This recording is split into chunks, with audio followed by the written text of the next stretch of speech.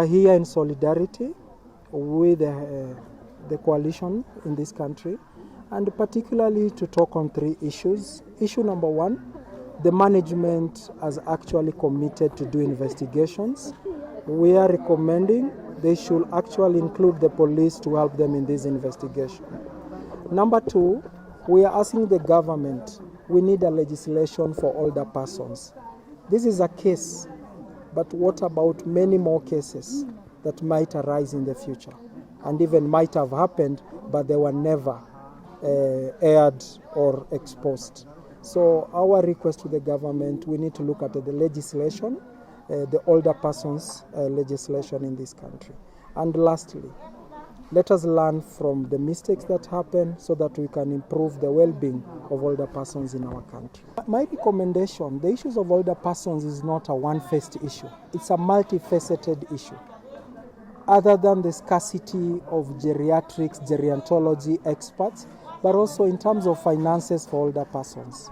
So my recommendation, let us sit all the stakeholders, both state and non-state actors, to look into issues of older persons and deal with them holistically rather than one-size-fits-all approach. We go to homes, structures and facilities.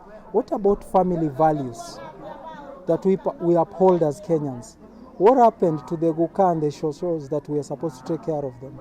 So let's go back to our values as a family, as a community, rather than looking at structures, rather than looking at homes, but also to question when did we start going wrong, that now we are looking at institutions. We can learn from our other countries what has happened with these institutions. Then let's borrow a leaf from the values of families that we know we are supposed to take care of our older persons within the family structures. People, organizations, they have come to visit us, aware that lately we have had an expose that was done in regard to this home. And since that expose was done, we have tried to look at it against our situation here. And we are doing an audit upon ourselves, because we cannot ignore anything that is said about us. And we are glad to say that we are looking at the issues around here. To start with, let's say we have a home that is over 50 years old that has served very many people. Some alive, some dead. And even now we have a very big enrollment of old people here, men and women. We accept criticism because it makes us better people. So we are also doing what we would call a SWOT analysis. We are looking at our strengths, we are looking at our weaknesses, we are looking at our opportunities and our threats. And we are glad that other people have come to give us support, even as we undertake to look at what may have gone wrong. Because of course we cannot dismiss a home that is so many years old, because as you can see, there are still people here who need the services. And that's why we are here, to ensure that any mistakes that have happened, we correct them.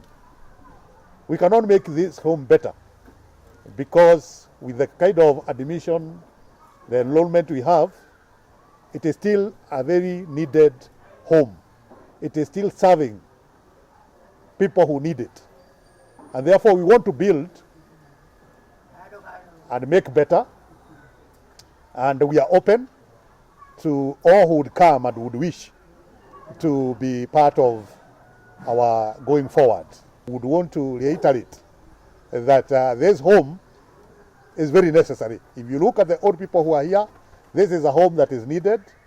You can count such homes with the fingers of one hand, if not two. There are very few homes of this kind.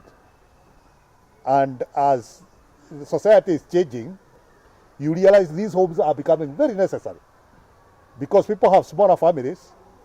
These families sometimes do not live with the elderly people. Such elderly people are left sometimes without care. So it is homes like this that will take care of the future of the elderly people. Na mimi nakubaliana na wao kabisa umuhimu wa kuwa na miji homes for the elderly. Juzi